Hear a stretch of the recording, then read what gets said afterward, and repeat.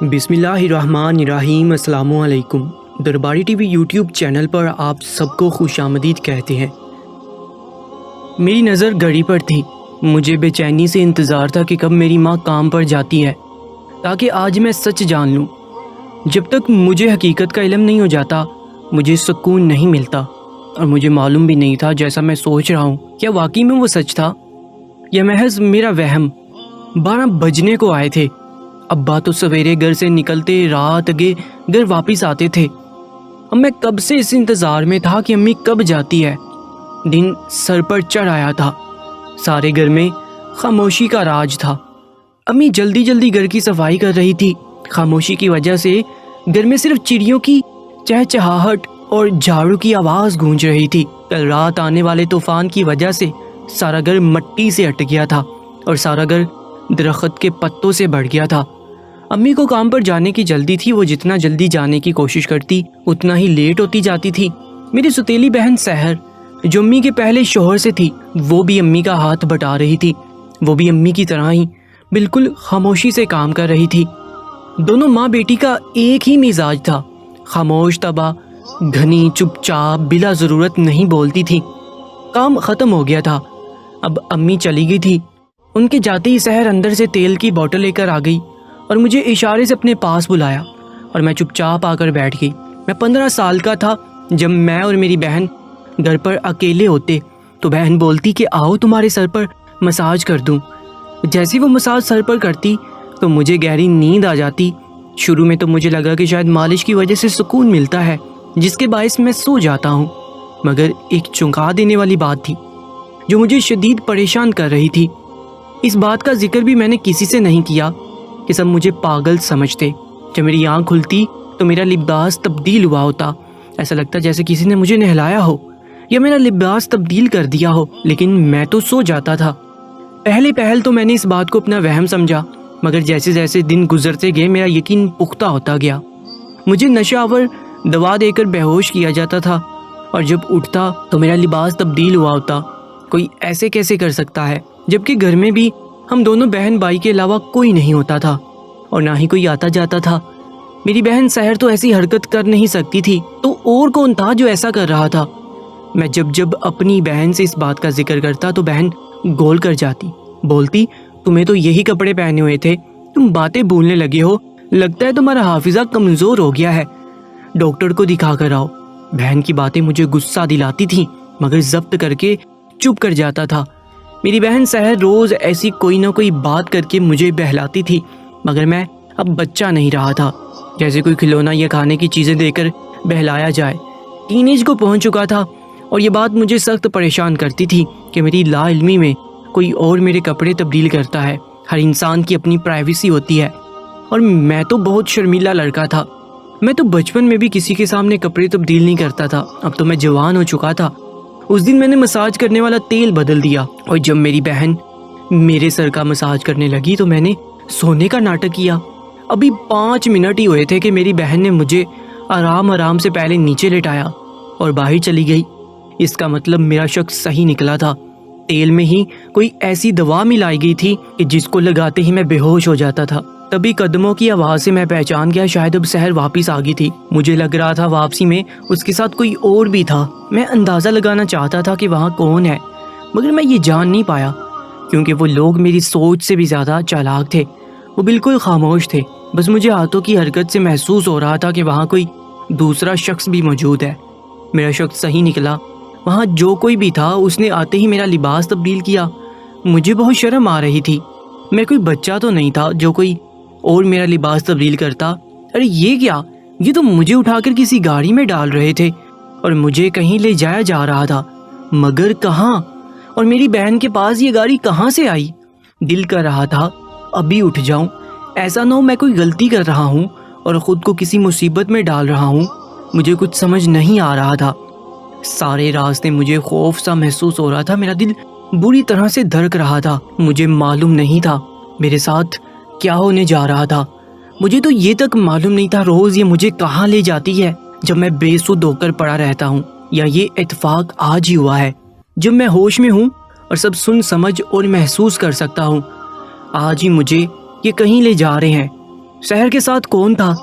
ظاہر ہے وہ اکیلی تو نہیں تھی جو مجھے اکیلے اٹھا کر گاڑی میں ڈالتی۔ وہ تو بالکل دبلی پتلی نازک سی لڑکی تھی، نہ ہی تو میری بہن کے پاس کوئی گاڑی تھی۔ گاڑی تو کیا، ہمارے پاس تو سائیکل بھی نہ تھا، مگر میں جان نہیں پا رہا تھا کہ وہاں کون تھا۔ آنکھیں کھولتا تو میں پکڑا جاتا، ہو سکتا ہے وہ دونوں مجھ پر ہی نظر رکھے ہوئے ہوں۔ اگر میں نے ذرا بھی آنکھ کھولی تو سب یہی ختم ہو جائے گا، جبکہ مجھے یہ دیکھنا ہے کہ آخر یہ لوگ میرے ساتھ کرنا کیا چاہتے ہیں۔ اس ڈر سے میں کبوتر کی طرح آنکھیں بند کر کے پڑا ہوا تھا۔ مجھے شدید افسوس ہو رہا تھا اپنی بہن پر، جو مجھے بے ہوش کر کے جانے مجھے کہاں لے جاتی تھی، میرے ساتھ کیسا سلوک ہوتا تھا۔ اب جب میں نے سب جاننے کا فیصلہ کیا ہی تھا تو مجھے ہمت کرنی تھی۔ آنے والے وقت کے خوف سے میں دل ہی دل میں اللہ سے دعا کر رہا تھا۔ میری پریشانی عروج پر تھی جب گاڑی کہیں آ کر رک گئی اور مجھے گاڑی سے باہر نکالا گیا۔ مجھے جانے کہاں لے جایا جا رہا تھا، میرے ساتھ یہ کیا کرنے والے تھے، کوئی مجھے بتانے والا نہیں تھا۔ اب مجھے اسٹریچر میں ڈالا گیا تھا اور اندر لے جایا جا رہا تھا، جہاں پر بہت شور تھا۔ کیا میں کسی ہاسپٹل میں لایا گیا ہوں؟ مگر کیوں؟ تبھی باتوں کی آواز آتی گئی اور تھوڑا تھوڑا کر کے مجھ پر واضح ہو گیا میں کہاں ہوں اور میرے ساتھ کیا ہونے والا ہے، یہاں مجھے کس قسم کے تحت لایا گیا ہے۔ یہ سوچ کر میری حالت بری ہوتی جا رہی تھی اور مجھ سے مزید برداشت نہیں ہوا، اور میں نے اپنی آنکھیں کھول دی اور اٹھ کھڑا ہوا۔ جیسے میں اٹھ کھڑا ہوا، وہاں پر کھڑے لوگوں کی مجھے دیکھ کر حالت بری ہوئی۔ وہ لوگ شاید میرا اس طرح اچانک سے اٹھ کھڑے ہونے کی توقع نہیں کر رہے تھے۔ میں نے سب کی طرف غصے سے دیکھا اور اپنی بہن پر جو میری نظر پڑی تو اس کو اس حالت میں دیکھ کر، اس کا لباس دیکھ کر مجھے لگا یہ دیکھنے سے پہلے میں مر کیوں نہیں گیا۔ پہلی نظر سب سے ہوتے ہوئے سحر پر گئی۔ اس کا لباس، اس کا حلیہ دیکھ کر میں شرم سے پانی پانی ہو گیا تھا۔ یہ میرے لیے ڈوب مرنے کا مقام تھا۔ سحر ایک طوائف کا روپ اختیار کیے کھڑی تھی، اس کے پیروں میں گھنگرو بندھے ہوئے تھے، گہرا میک اپ، بھاری جیولری، ویسے ہی کپڑے پہنے سحر ڈری سہمی کھڑی تھی۔ میں اس کا سچ جان گیا تھا۔ میرا دل کر رہا تھا سب تہس نہس کر دوں، مگر نہیں، پورا سچ تو بھی باقی تھا کہ مجھے یہاں کیوں لایا گیا تھا۔ کہ مجھے پتا چلا کہ میرے ساتھ بھی، میرا نام مدثر ہے، ہم لوگ بہت زیادہ غریب تھے، بڑی مشکل سے گزر سفر ہو رہا تھا۔ میں نے جب آنکھ کھولی تو میری ماں اس دنیا میں نہیں تھی۔ میری ماں مجھے جنم دیتے ہی خالق حقیقی سے جا ملی تھی، اور جب میں نے ہوش سنبھالا تو خود کو ممتا کے سائے سے محروم پایا۔ مجھے معلوم نہیں تھا ماں کیا ہوتی ہے۔ میرے باپ نے جس حد تک ممکن ہو سکا مجھے پیار دیا، میرا خیال رکھا۔ ماں باپ دونوں بن کر مجھے پالا پوسا۔ خود کام پر جاتے تو مجھے پھپھو کے پاس چھوڑ کر چلے جاتے، مگر پھپھو کے بچے بہت تیز تھے، بات بات پر ہاتھا پائی پر اتر آتے۔ ابا جب کام سے واپس آتے تو روز مجھے نئی چوٹ لگی ہوتی اور پھپھو ابا کے سامنے شرمندہ ہو جاتی۔ قصور پھپھو کا بھی نہیں ہوتا تھا، وہ کام کاج میں مصروف ہوتی تھی، پھر بھی بار بار آ کر اپنے بچوں سے بولتی تھی، خبردار جو کسی نے مدثر کو مارا۔ مگر ان کے بچے ان کی باتیں کہاں سنتے تھے، وہ مجھے بہت مارتے تھے۔ ابا بہت پریشان رہنے لگے تھے، کبھی کسی پھپھو کے گھر تو کبھی کسی خالہ کے گھر مجھے چھوڑ کر جاتے۔ ایسے انہیں بہت مشکل کا سامنا کرنا پڑتا۔ سب نے ابا کو سمجھایا کہ دوسری شادی کر لو۔ ابا نے کہا دوسری شادی اسی صورت میں کروں گا، ایسی لڑکی سے جو میری طرح کے حالات سے ہی گزری ہو، تاکہ میری پریشانی سمجھ سکے۔ تبھی پھپھو والوں نے ابا کی شادی نائلہ امی سے کروائی۔ وہ ایک بیوہ تھی اور ان کی پہلے شوہر سے صرف ایک بیٹی تھی جو مجھ سے عمر میں 5 سال بڑی تھی۔ اس کا نام سحر تھا۔ بہت چپ چپ کمگو لڑکی تھی، ایسا لگتا تھا حالات کی چکی میں بری طرح پس کر آئی ہے۔ اپنوں کے ناروا سلوک برداشت کرتے کرتے دونوں ماں بیٹی پتھر کے بن گئے تھے۔ پھپھو سے معلوم ہوا نائلہ امی اور سحر نے بہت تکلیفیں دیکھیں، بہت پریشانیاں سہی تھیں۔ جو میری ستیلی ماں کا شوہر مر گیا تب انہوں نے بہت برا وقت دیکھا تھا۔ رشتہ دار تو ویسے ہی برے وقت میں ساتھ چھوڑ دیتے ہیں، اور اپنے گھر والوں نے ان کا ساتھ نہیں دیا۔ مجبوراً وہ دوسری شادی کے لیے راضی ہو گئی۔ میرے ابا بہت اچھے انسان تھے، انہوں نے سحر کو کھلے دل سے قبول کیا، بلکہ نہ صرف قبول کیا بلکہ اپنی بیٹی بھی مانا۔ ابا نے امی سے کہا تم مدثر کی ماں بن جاؤ، میں سحر کا باپ بن جاؤں گا۔ جب ابا کی شادی نائلہ امی سے ہوئی میں اس وقت 4 سال کا ہو چکا تھا۔ ابا کی دوسری شادی سے یہ ہوا کہ اب مجھے کسی کے گھر نہیں جانا پڑتا تھا، میں اپنے گھر میں مزے سے کھیلتا گھومتا پھرتا رہتا تھا۔ امی مجھے نہیں ڈانٹتی تھی، وہ مجھ سے پیار کرتی تھی، اور سحر بھی مجھ سے پیار سے بات کرتی تھی۔ سحر کے روپ میں مجھے دوست مل گئی تھی۔ اب ابا بھی آرام سے کام پر چلے جاتے تھے، انہیں پیچھے میری فکر نہیں ہوتی تھی۔ میں بھی شریف بچہ تھا، امی اور سحر کو بالکل تنگ بھی کرتا تھا، اس لیے انہیں کسی قسم کی مشکل کا سامنا نہیں کرنا پڑا۔ وقت یوں تیزی سے گزرتا گیا، مگر ہمارے گھر کے حالات جو پہلے بھی کچھ خاصے اچھے نہیں تھے، اوپر سے لاک ڈاؤن کی وجہ سے بہت خراب ہو گئے۔ ابا جس کارخانے میں کام کرتے تھے وہ بھی بند ہو گیا۔ ہم سب بہت پریشان رہنے لگے تھے۔ اب امی نے ایک گھر میں کام شروع کیا تھا اور ابا پیٹرول پمپ کے باہر کھڑے رہتے اور سب کی گاڑیاں صاف کرتے۔ حالات خراب سے خراب تر ہوتے جا رہے تھے، مگر گھر تو نہیں بیٹھ سکتے تھے۔ اگر گھر بیٹھ جاتے تو فاقوں کا سامنا کرنا پڑتا۔ میں سرکاری اسکول میں پڑھتا تھا، مگر کووڈ کی وجہ سے اسکول بھی بند ہو گئے تھے۔ جبکہ سحر میٹرک کر کے گھر بیٹھ گئی تھی۔ ابا اور امی باہر چلے جاتے تو میں گھر پر رہتا تھا، کیونکہ سحر گھر پر اکیلی ہوتی تھی۔ ابا اور امی بول کر جاتے تھے گھر پر ہی رہنا، جوان لڑکی گھر پر اکیلی ہے، لوگوں کا کوئی بھروسہ نہیں۔ جیسے ہی ابا امی باہر چلے جاتے تھے، سحر بولتی تھی مدثر تمہارے بال خراب ہو رہے ہیں، آؤ میں تمہارے سر پر تیل مالش کرتی ہوں۔ میں خوش ہو جاتا تھا اور سحر سے سر پر مالش کرواتا تھا۔ اب ایسا روز روز ہونے لگا تھا۔ سحر بولتی تھی 2 ہفتے مسلسل تمہیں ایسے ہی مالش کروانا ہوگا، پھر تمہارے بال اچھے ہو جائیں گے۔ میرے لیے یہی خوشی کی بات تھی کہ سحر پھر سے میرے ساتھ فری ہو گئی تھی، ورنہ سحر جیسے جیسے بڑی ہوتی جا رہی تھی ایسا لگتا تھا ہر وقت کسی گہری سوچ میں گم ہے یا اسے کوئی پریشانی ہے۔ روز بروز وہ بالکل چپ چاپ ہوتی جا رہی تھی اور میں سخت بور ہو جاتا تھا۔ میرے کوئی خاص دوست بھی نہیں تھے جن کے ساتھ کھیلتا، بس میرے دوست اسکول کی حد تک ہی محدود تھے۔ سحر میں سر کی مالش کرتی تو مجھے ایک سکون ملتا اور میں نیند کی وادی میں اتر جاتا، لیکن حیرت کی بات یہ تھی تیل مالش کروانے کے بعد 3-4 گھنٹے تک میں سویا ہی رہتا، اور جب نیند سے جاگتا ایسا لگتا تھا میں سو کر نہیں اٹھا بلکہ بے ہوش تھا، کیونکہ مجھے یاد ہی نہیں رہتا تھا کب میں اپنے بستر پر آ کر لیٹ گیا ہوں۔ اور چونکا دینے والی بات یہ تھی جب میں اٹھتا میرے کپڑے بدلے ہوئے ہوتے تھے۔ میں نے اکثر سحر سے کہا کہ میرے کپڑے کون بدلتا ہے؟ سحر اس بات کو ٹال جاتی تھی، مجھے میرے سوالوں کے تسلی بخش جواب نہیں ملتے تھے۔ میں پریشانی سے چھت پر ٹہلنے لگا اور اسی بارے میں سوچنے لگا جب میری نظر چھت کے تار پر پڑے اپنے اس جوڑے پر پڑی جو صبح مجھے پہنا ہوا تھا، اور وہ گیلا تھا، صاف لگ رہا تھا۔ اسے کچھ دیر پہلے ہی دھو کر سکھانے کے لیے لٹکایا گیا تھا، لیکن وہاں پر اور کپڑے ٹنگے ہوئے نہیں تھے، صرف ایک میرا ہی جوڑا ٹنگا تھا۔ امی تو گھر تھی نہیں، ظاہر سی بات ہے سحر نے میرے کپڑے دھو کر سکھانے کے لیے لٹکائے تھے، مگر میں نے اس بات کا ذکر سحر سے نہیں کیا۔ اب یہ روز کا معمول ہو گیا تھا، جب بھی میں چھت پر جاتا میرا وہ جوڑا جو مجھے تیل لگانے سے پہلے پہنا ہوا ہوتا وہ دھل کر تار پر ٹنگا ہوتا تھا، اور یہیں سے میرے دل میں شک پنپنے لگا تھا کہ آخر ایسی کیا وجہ تھی، سحر جھوٹ کیوں بولتی ہے، مجھ سے کیا چھپا رہی ہے، اور میرے کپڑے کون تبدیل کرتا ہے اور کیوں کرتا ہے۔ یہ باتیں مجھے بہت پریشان کر رہی تھی۔ بہرحال اتنا تو میں جان گیا تھا اس تیل میں ہی کچھ ایسا ہے جس کو لگاتے ہی میں بے ہوش ہو جاتا ہوں۔ اب میں بازار سے دوسرا تیل لے کر آ گیا اور سب سے چپکے گھر والا تیل دوسری بوتل میں ڈال کر بازار والا تیل اس کے اندر ڈال دیا تاکہ سحر کو مجھ پر شک نہ ہو۔ آج سچ کھل کر سامنے آنے کا وقت آ گیا تھا۔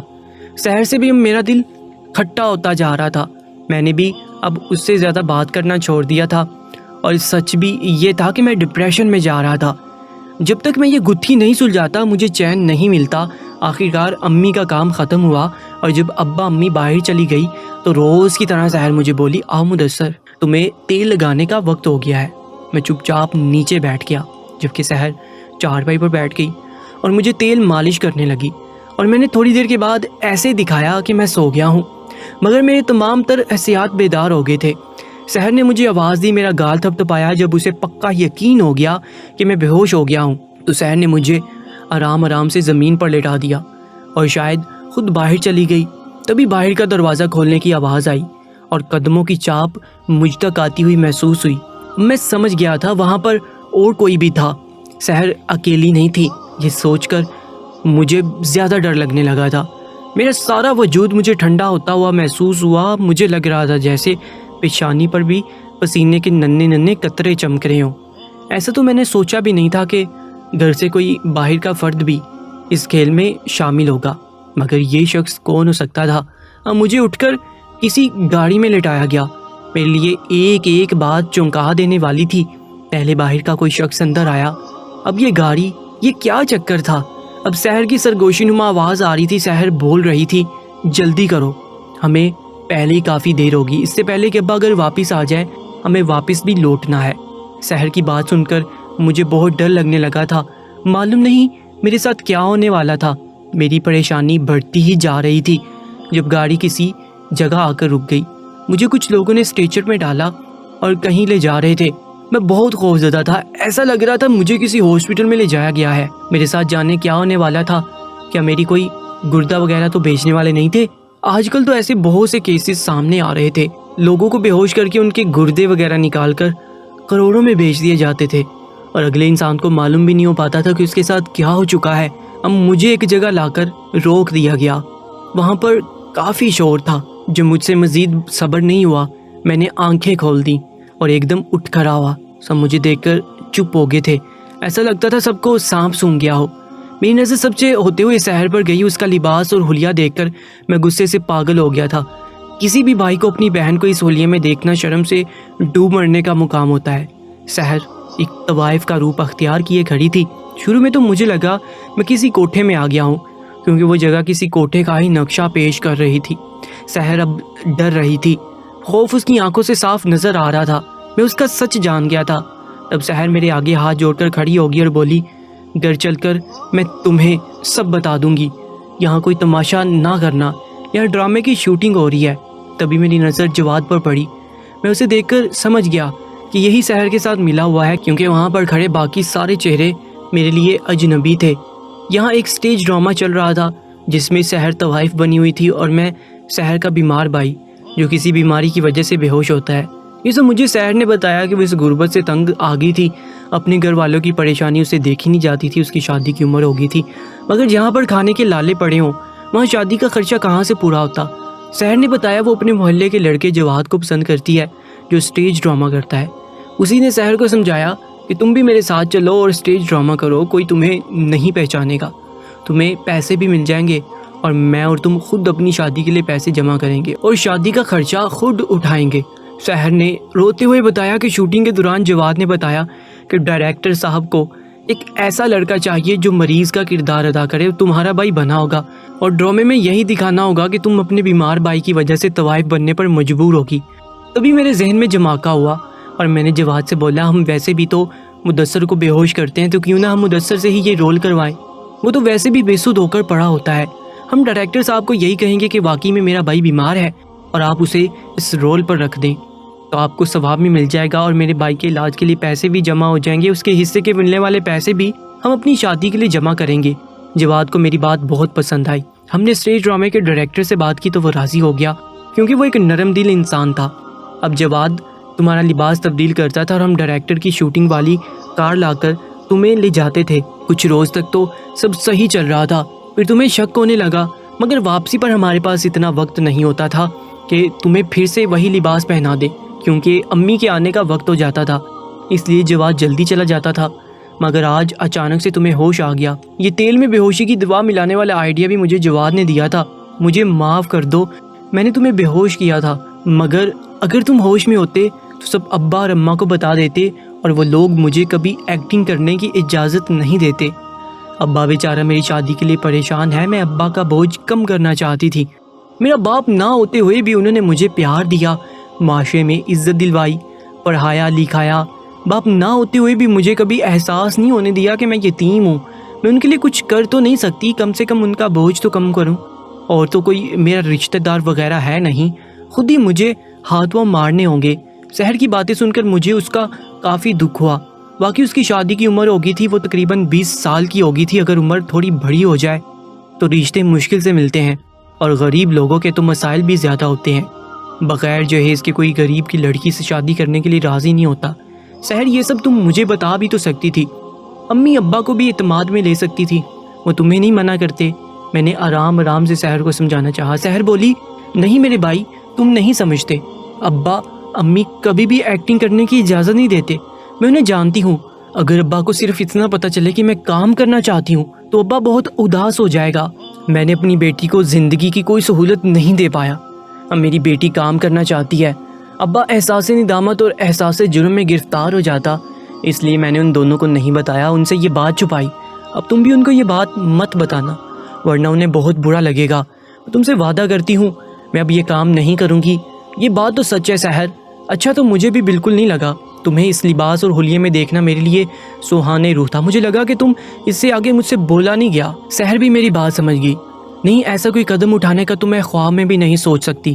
بس یہ چھوٹا سا ایک اسٹیج ڈرامہ تھا. جواد نے مجھے کہا تم بھی کام کرو تو میں راضی ہوگی. اب خدارا تم ابا اور امی کو مت بتانا ورنہ امی مجھ سے بہت ناراض ہوگی، خاص کر اس بات پر کہ میں تمہیں بے ہوش کر کے جاتی تھی اور انہیں جواد کے بارے میں ذرا بھی بھنک لگ گئی تو مجھ سے کبھی بات نہیں کرے گی اور میری شادی جواد سے ہونے بھی نہیں دیں گی. اس لیے میں ان کو کچھ نہیں بتانا چاہتی جب تک جواد خود میرا رشتہ لے کر نہیں آ جاتا. میں نے سحر سے وعدہ کیا کہ میں کسی سے کچھ نہیں کہوں گا. امی ابا بھی گھر آگے تھے. سحر نے کھانا بنا لیا تھا. ہم سب نے ساتھ میں مل کر کھانا کھایا. اس دوران یہاں وہاں کی چھوٹی موٹی باتیں ہوتی رہی مگر سحر کے چہرے پر چھائی پریشانی میں صاف دیکھ سکتا تھا. اسے اب بھی یہ ڈر تھا کہ میں کہیں امی اور ابا کو سارا واقعہ نہ بتا دوں. وقت ہولے ہولے گزرتا گیا. اب میں نے بھی پڑھائی کے ساتھ ساتھ چھوٹی سی نوکری ڈھونڈ لی. میکینک کی شاپ پر مجھے نوکری مل گئی تھی. میں بہت محنت اور دل جمی کے ساتھ کام کرتا تھا. جلدی میرے مالک مجھ سے بہت خوش ہو گئے. اکثر میری تعریفیں کرتے تھے کہ یہ لڑکا بہت محنتی ہے. مجھے کافی پیسے مل جاتے تھے. رات کو میں کچھ بچوں کو ٹیوشن پڑھاتا تھا. ابا اور امی مجھے اتنی محنت کرتے دیکھتے تو بہت خوش ہوتے تھے. ابا اکثر بولتے تھے کہ مجھے میرے بچوں پر فخر ہے. اب سحر تھوڑی شرمندہ ہو جاتی تھی مگر میں نے اسے ہر موڑ پر حوصلہ دیا. اب سحر بھی گھر پر بچوں کو ٹیوشن پڑھاتی ہے. اب ہمارے گھر کے حالات کافی بہتر ہیں. جب جواد کا رشتہ سحر کے لیے آیا تو سب بہت خوش ہو گئے. جواد سب کا دیکھا بالا تھا. کسی کو بھلا کیا اعتراض ہو سکتا تھا. میں نے بھی ابا سے کہا ہاں کر دے اس رشتے کے لیے. جواد اچھا لڑکا ہے. ابا نے ہاں کر دی اور ہم نے اپنی حیثیت کے مطابق خرچہ کر کے سحر کو جواد کے ساتھ رخصت کر دیا. اب سحر بہت خوش تھی. اس کی خوشی میں ہی ہم سب کی خوشی تھی. جواد واقعی میں بہت اچھا لڑکا ثابت ہوا تھا. ہم سب اپنے فیصلے پر مطمئن تھے. سحر ہر وقت میری ممنون رہتی تھی کہ میں نے اس کی بات کا پردہ رکھ لیا اور کسی کو کچھ نہیں بتایا. اور سحر بولتی تھی مدثر تمہاری وجہ سے میری شادی جواد سے ہوئی ہے. اگر تم غصے میں آ کر سارا سچ ابا اور امی کو بتاتے تو وہ لوگ کبھی میری شادی جواد سے کرنے کے لیے راضی نہیں ہوتے. تم نے ایک بھائی ہونے کا حق ادا کر دیا ہے. میں ساری زندگی ابا اور تمہاری احسان مند رہوں گی. تم دونوں نے کبھی مجھے سوتیلا نہیں سمجھا. یتیم لڑکی کے ساتھ بھلائی کی. اللہ تعالیٰ ضرور ابا اور تم کو اس بات کا اجر دے گا. سحر کی باتوں پر میری آنکھیں نم ہو جاتی تھی. ضروری نہیں ہوتا ہم ہر بات سب کو بتاتے جائیں. کچھ باتیں دل میں بھی رکھنی پڑتی ہیں جس میں کسی کی بھلائی ہوتی ہے. اکثر اپنے پیاروں کی خاطر بہت سی باتوں پر پردہ رکھنا پڑتا ہے. اس لیے آج تک میں نے امی ابا کو پتہ نہیں لگنے دیا کہ سحر اور جواد ایک دوسرے میں دلچسپی رکھتے تھے اور یہ ان کی پسند کی شادی تھی. ویسے اب ان باتوں سے کوئی فرق تو نہیں پڑتا تھا مگر پھر بھی میں ابا اور امی کو یہ بات بتا کر سحر کی آنکھوں میں شرمندگی نہیں دیکھ سکتا تھا. مجھے بس سحر کی خوشی عزیز تھی. اللہ پاک ساری بہنوں کے نصیب اچھے کرے. کامنٹ سیکشن میں آمین ضرور لکھیے گا. مزید ایسی سچی اور سبق آموز کہانیوں کے لیے ہمارے یوٹیوب چینل دربار ٹی وی کو سبسکرائب کر لیجیے گا. اپنا بہت زیادہ خیال رکھا کریں. اللہ نگہبان.